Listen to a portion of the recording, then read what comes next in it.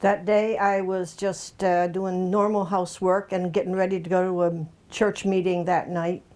And I noticed that the sky really looked horrible. And I knew 3 of the kids were getting off the bus with instruments because they played in a band. So I said, I better go up to the bus stop and get the kids because they're going to get poured on. Let's go to you for a second. Now you've left the house at this I point left the house. because you knew that you had to go get kids that were getting off the bus. Right. So tell me what your experience was, even just getting to the bus stop, and then what happened, Well, it was raining, and I got to the bus stop, and only my daughter got off. The boys didn't get off. They had stayed at the school. And so she got in the car, and I started to drive down the street, and some of these kids, like TJ and other kids, were walking down the street, and I said, you guys want to ride? And they said, oh, no, Mrs. Spadafora, we're fine, we're fine. And so I just drove along, and instead of pulling into my driveway, I pulled into the driveway across the street because our little 6-year-old was over there playing. I said, I better pick him up because he's going to get soaked. So I pulled into the driveway, and I tooted the horn, and Donna came out, and she put a raincoat on him and sent him out, and by the time he was coming out, his raincoat was flapping. He looked like a duck because it was a yellow raincoat. And I pulled him into the car, and he was in the back seat with Tracy, and he kept standing up and looking and saying, what is it, what is it? So I pulled him over into the front seat, and by this time, everything started rocking back and forth. The windows were breaking in the car, and I pulled him down underneath me in the seat, and I said to Tracy, stay down and hold your head. And she said, what is it, Ma? And I said, I think it's a tornado. And that was it. So when it finally was over, probably 3 minutes, I don't know, it was not long, but when it was finally over, and I looked across the street, and I saw that the house was just about all gone. I knew they were, she was up in the bedroom, but I figured, well, they must be down in the family room. So I tried to get out of the car, and the water was, even though it was a sloped driveway, the water was so deep that I had to step in water to get out of the car. And I went over across the street and went to the front steps. Of course, the door was gone and everything, and I'm hollering, Tina, Andrea, Tina, Andrea, nobody's answering me. And of course, they were out, I believe you were out in Mrs. Cosgrove's car at that point, because she had pulled up in front of the house. And I think and I climbed over boards, went down to the bottom of the raised ranch, and nobody was down there. And my heart just sunk. Oh, my God, Then I came out, and they were all hollering out the window of the car, they're here, they're here.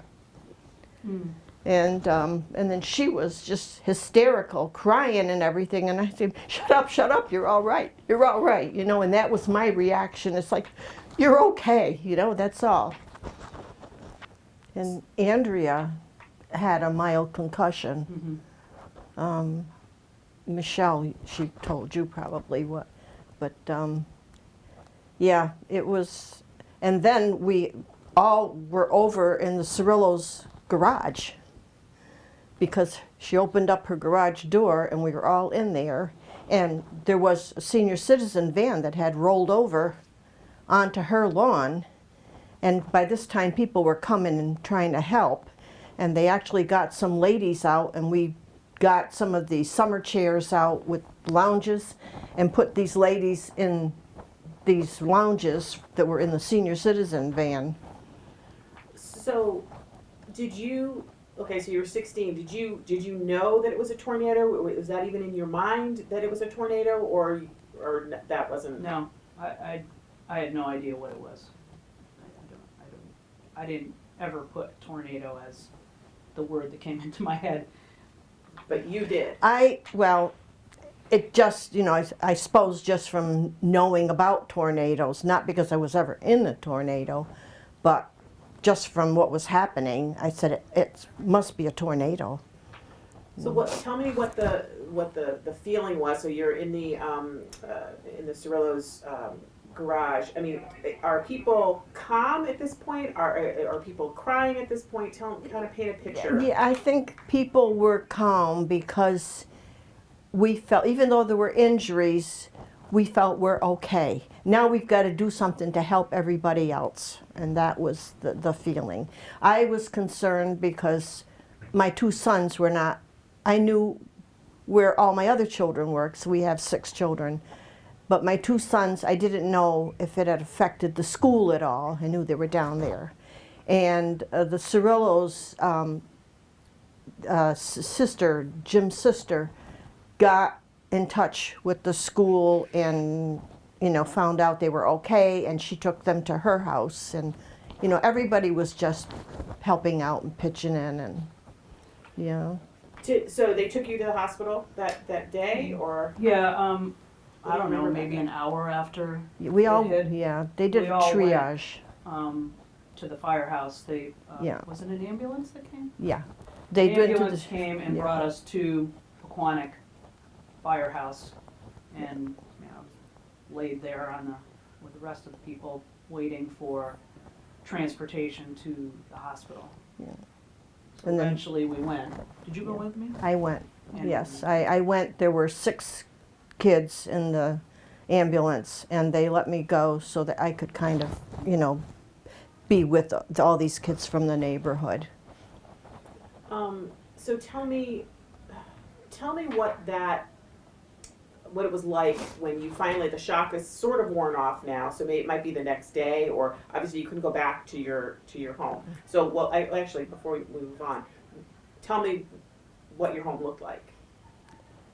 It was not totally gone. It was like sliced at an angle so that the far end where the family room is on a raised ranch, that was kind of almost like intact, although there was a lot of stuff, you know, in it. But the rest of the house, the whole top of the house and the garage part, all that was all gone. So, where did you go after? So you're at the hospital. Where did you go that night? Well, when we got back to the fire station after they did all the treatments for these kids, the Gustafson family, who lived across the street and were friends of ours, they had us go and spend, well, actually we spent a few days with them until we found some housing. And that was just a wonderful thing for them to do. Our 2 sons actually were taken by a doctor friend and his wife and brought to Long Meadow for a few days. But we were able to find a house, a big house on Merriman Road. And so we were able to move into that house until we rebuilt. Okay, so you didn't do the whole trailer thing. No, because we would have had to have 2 trailers. It was much easier to have a house. Although we were always over there with all the people. So so take me to that first time. Now the shock is somewhat worn off. Maybe, do you remember the first time you went back to the neighborhood and really took a look at what happened? Can I back up a little bit? Because when I went to the hospital, they casted my leg, and then we came back eventually to the firehouse. And before we went to the Gustafson's house, you know, I was laying on a couch, I think Cot. it was, cot, Yeah. whatever. And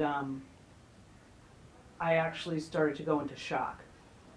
And my mother is a nurse, so she knew, she could tell that something was wrong, and she was very upset and was yelling for help because, you know, they were just at the hospital, they didn't check her, and she was very, you know, exasperated that they didn't do that when I was there. And Ella Grasso, the governor at the time, was there in the firehouse. And she came over to my mother and you know, what's wrong? What can I do for you? And Yeah. So she said, Dr. So-and-so, because I guess they brought the doctor from the state there. Dr. So-and-so, come over here. And, you know, immediately they started, you know, checking her. She was just, they, you know, put her in Trendelenburg and try to get, you know, her blood flow and everything okay. But it was a little hairy there for a while.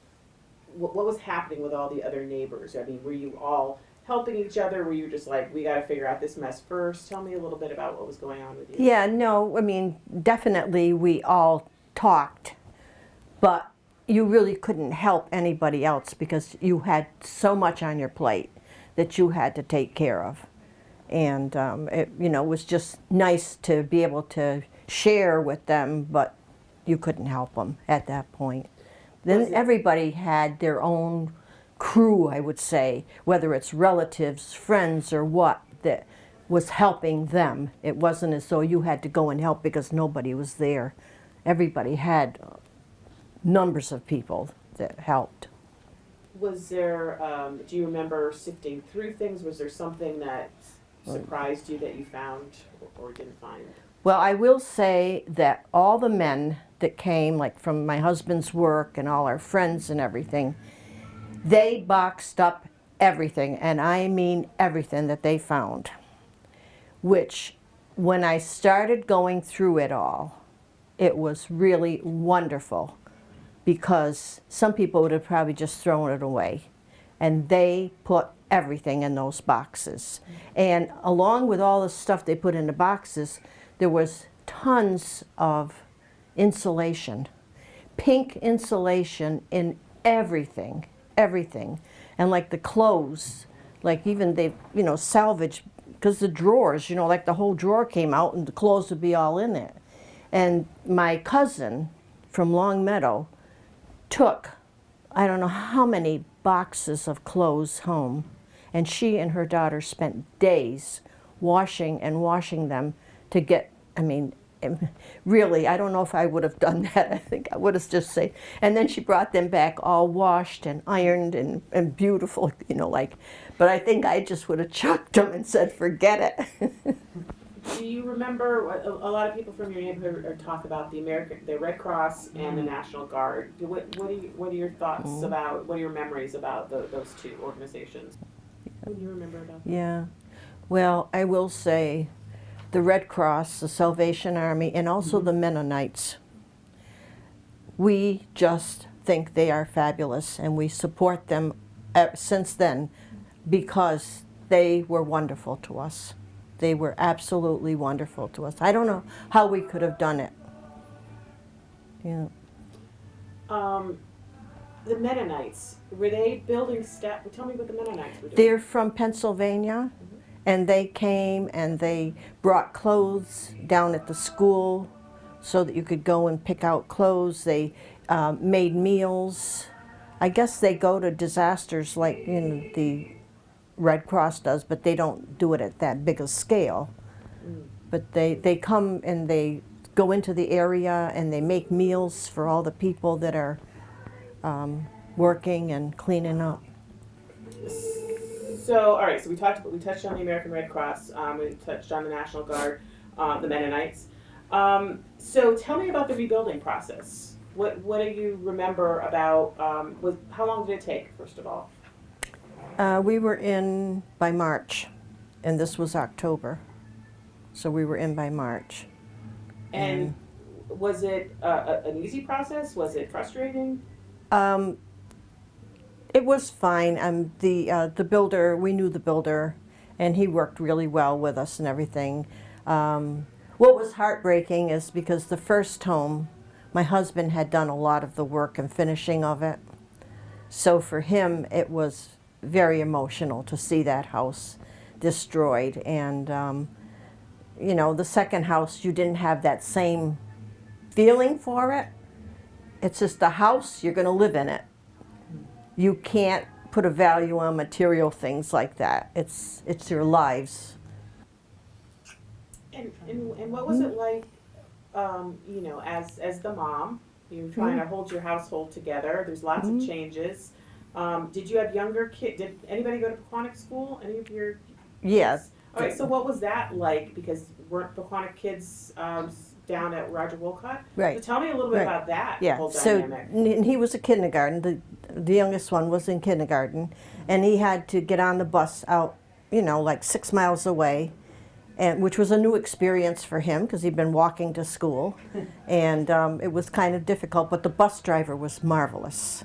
You know, everybody just seemed to have that heart just came out because, you know, he knew what the situation was and everything, and he was just marvelous, yeah. So, Yeah. and as far as the clothes, it was a happy day when Bob's came through and gave every person $100. And when I could take those kids up to Bob's store and they could pick out all their new jeans and their new sneakers, I mean, it was Christmas. And J.C. Yeah. Penney too, didn't Yeah, they? J.C. Penney, yeah, gave 'Cause us. I remember I didn't have a winter coat, Yeah, so I was able to get a yeah, winter coat. J.C. Yeah. So, in the days after, did you, I know you weren't quite in the neighborhood, all the time, but you were back there. Did you notice, you might have touched on it already because you were saying that people were helping each other, but they all were concentrating. But I mean, somebody brought this up in an interview, and I've been thinking about it since. They said that they felt like the rest of the town was so warm and so wonderful, but also you almost felt like you were isolated. You were by yourself because somebody 5 minutes down the road had no idea what a traumatic thing you just went through. Did you kind of feel that way? Like nobody really understood you guys? Exactly. And you know, here you are trying to clean up a day after or something, and somebody's out mowing their lawn. You know, and you say, oh, you know, like, and you know, I needed underwear for the kids, and then somebody, I don't know, was some volunteer or something. This lady came and took me from the Gustafson's house and brought me down to whatever Kmart or whatever was down there, and Grant's or whatever, to buy underwear for the kids, you know. And you're driving along, and down there was nothing, you know. Every life was normal, and the other thing was, like, the day after or 2 days after, all these people that come walking up by just to look, you know, and you say, instead of standing there looking, why don't you help some of these people do something, you know? These thoughts go through your mind, but, you know, that's human nature, you know. You can't hold it against anybody. Do you remember the media? Were the media there? I don't remember the Do media. you remember the media? Oh, yeah, full force. From Rhode Island, from Massachusetts, everywhere. And the only good thing about the media was when I was because I was walking down to the firehouse, and I got on Hollowbrook Road, and there was Channel 3 coming up. And so I said, yes, we're all right, Mom and Dad, we're all right. And they saw it on TV, you know, in Vermont. So that was wonderful. I could say, you know, we're all right. No cell phone, you know. Because they all heard there was a tornado. They knew it was the cemetery. They knew we were near there. How do you think, and this is a general question, and how do you think that experience changed you? Maybe as a person, you know, you're a young person. How did it change you, do you think? Or did it not change you? Oh yeah, I think that you know, having things you know that can be gone in a minute. So you have things, and then I found myself that I hold on to things. I want to call it hoarding, but it's not hoarding. But I realized that I hold on to things because, you know, I knew that it could just go away fast, and I might not have it. So I keep stuff, which you know, I'm trying to get rid of that issue. But it's got to be from that, you know, that whole experience. Do you still get nervous? Does Oh, yeah. weather still make you nervous? Absolutely. Windy weather is the worst for me. I just, you know, I would go outside and I go outside and stand there because I have to see the force of the wind, what it's like. And, you know, my husband, you know, I my poor son, you know, we're down in the basement. He knows the drill. It's like, I go, get the stuff, we're going down. And he knows what to do. And he goes, do you think we should going down. I said, oh, what am I doing to him? But yeah, I mean, I'm a teacher and the principal at the school, my first school. You know, he knew, and he would come down when there was bad weather happening at school, and he's like, "Are you okay?" I said, "Yeah, I think I'll be okay." You know, it's like a panic. It's a panic. It still happens. You know, certainly not to the degree. It's lessened over the years, but there's definitely a panic. How about you? Tell me how you think Well, that experience changed you, first of all. How it changed me? I think that it just makes me appreciate that material things don't have any worth. It just, you know, like I'm just so thankful that our whole family survived that, you know, I don't care really. I could care less when we were building the house, whatever. You know, you build it, yes, you know, all right, fine, nice, but, you know, as far as having certain kind of beautiful stuff or something, no, it's that. No. Also, the whole thing, you know, that no one, if you haven't been through a disaster like that, you know, when these warnings come on the television or, you know, the way they come nowadays, you know, people just don't take them seriously. And I remember I was in graduate school in Boston when Hurricane Gloria came through. And, you know, they said, tape your windows, do this, get the water. And I'm like, come on, girls. I was living in a duplex with 3 other women, and I'm like, we got to get this stuff together. And I think they thought I was nuts, you know, because I was running around, I was taping every little piece of window in the place, and I said, go get water, go buy some water, put it in the basement, and I was making them do all these things, and they really were like, what is wrong with this person? But if you haven't been in a situation like that, you don't take it seriously, and you just don't. So when they say that this is coming, I do whatever they tell me to do because I know what can happen. Do you get nervous with weather still? Oh, yes. I always had a fear for weather because I grew up with an Italian grandmother who every time that there was a thunderstorm, she'd hoop and holler and scream, and she'd light palms, and and so I always had a fear of thunderstorms or big storms. And I was working 3 to 11 at the time, and if there was a storm coming, I would call the kids and say, there's a storm coming, I want you to unplug everything and go downstairs.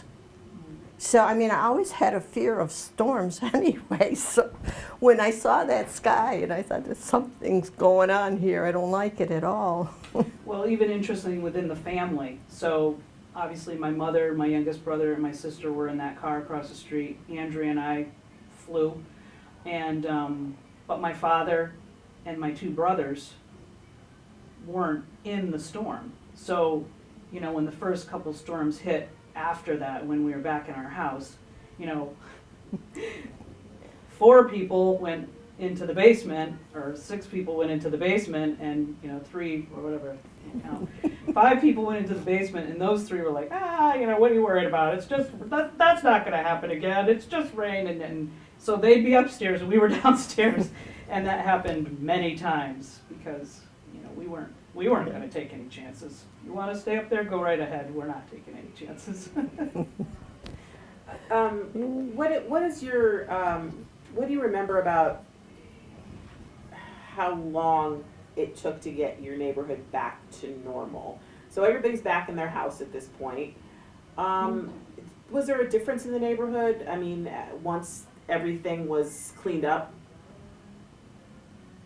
No, I think there was probably a closeness because they all had gone through the same thing. And it probably took a year, you know, before everything. And I think what was wonderful is when it was the year anniversary and they had a big celebration down at Dunham Field, and it brought all the people together, and I think it was like also like a closure of that time in that year, you know. I think. So tell me, you still live in that house. So tell me. Yes. Tell me, was that a conscious choice to stay there? In the at the land. Yeah, I mean, Yeah, I you know, mean- did you ever? I mean, you know, your kids are all Yeah, grown and right. they've left the nest. You know, I mean, Oh, was there a reason that you just wanted to stay in that neighborhood, or? Well, yes, up until maybe 10 years ago. You know, we loved the neighborhood and everything. Now we're getting older. I think I would like to downsize. Unfortunately, it's not happening. Do you see anything in the neighborhood that still like only you would notice? You know, whether it's I'm sure I know trees have grown back, but is there what's going on in that neighborhood that you can remember or you can speak to about that nobody else would know?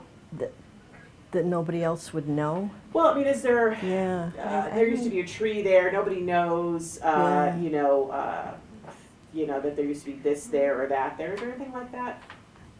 I don't think so. No. No. I mean, now it, you know, looks like the same neighborhood. Only actually more trees, because what went came back twofold. But I mean, it was so wiped out, you could see all the way down Pequannock Avenue to St. Joseph's Church. And now you can't even see behind your house. That was notable, like when you were driving in to the neighborhood for a long time with all those trees gone. You could just, exactly, it was like a field, you know, because there was no trees. It was weird. Eerie. Look at my notes here, see if there's anything we didn't talk about. So, all right, so we talked about that. We talked about the Red Cross. Let's just really quickly talk about how did people, okay, no cell phones back then, no internet, and there was no phones in that, most people didn't have a phone in the neighborhood anymore. How did people organize? What did the town do that you remember as far as communication? Well, they had stations at school, was it, at the Pequannock School, where you could just go and, you know, you could talk about anything you wanted to talk about. I really don't remember, and like I don't know if they had, I'm sure they had phone service in their trailers eventually, you know, maybe not the first week, but and I know that day there, Donna was able to get some phone calls out of her house before it went down. But I really, you know, the whole town, I mean, did everything. The schools, everybody did whatever they could to communicate with you or help you out, you know, so, and you knew where to go if you needed something. Is there anything that I didn't ask you that you want people to know about your story, or anything that we didn't touch on? I'm just trying to think, because I've hit all my notes here. Is there anything that we didn't talk about that you want people to know? I don't know when it happened, maybe a month or so after. Channel 3, I think, a meteorologist team from Channel 3, I think it was at the church one evening, and we all could go and hear about tornadoes, how they formed, you know, what causes them, that type of thing. And afterwards, we were talking to them and telling them what, you know, happened to us, and they thought that the three of us were in the eye, and that's why we survived. That we must have been in the eye of the tornado, because if we were on the outer part, there's no way we would have survived. So that was Because of all the debris flying around. I mean, it's amazing they didn't get hit in the head with something. Because some of the deaths did occur from things projecting in the air. Yeah, one of the people, the Corbett's, Dominique, I guess Yes. she had a slate tile hit her in the back of the head, and she ended up going to the hospital. I think it came off of Pequannock School, actually. probably. So, was there anything else about your experience of being blown out of the house? Anything we didn't talk about? I mean, I think you explained it really well, but is there anything that you feel like you left out? One thing that you did not say was the things that you, like you said that you tend to hold on to things.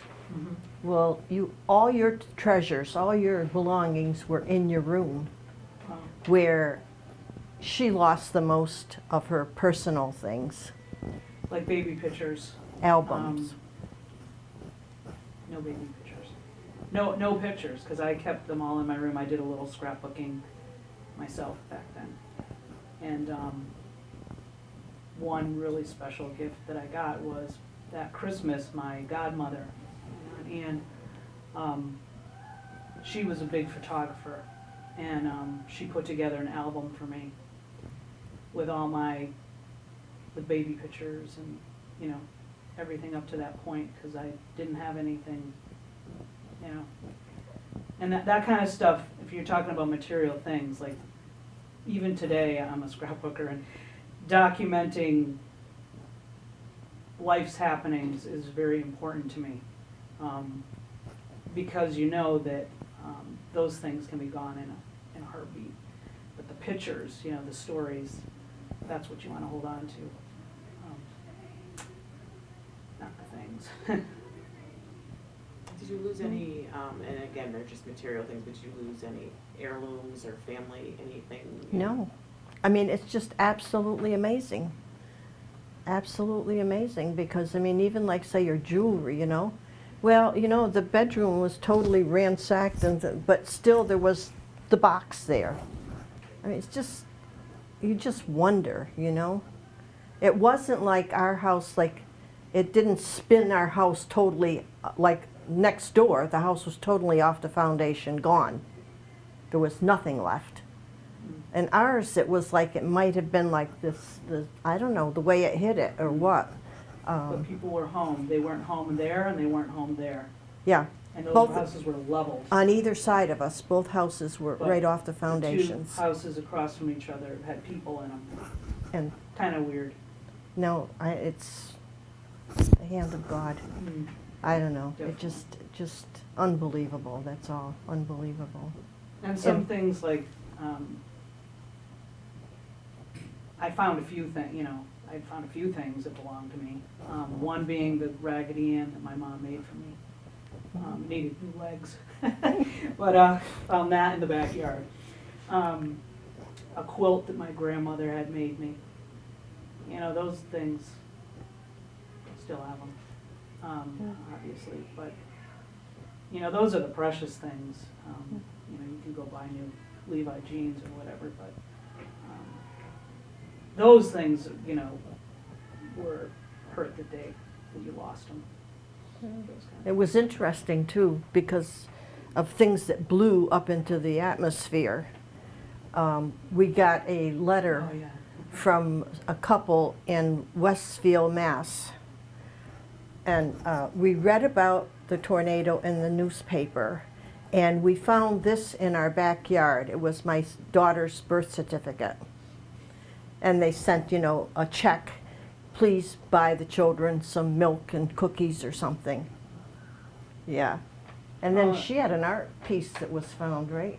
Up in That was Pittsfield. this little ridiculous thing I made, but, you know, they found that.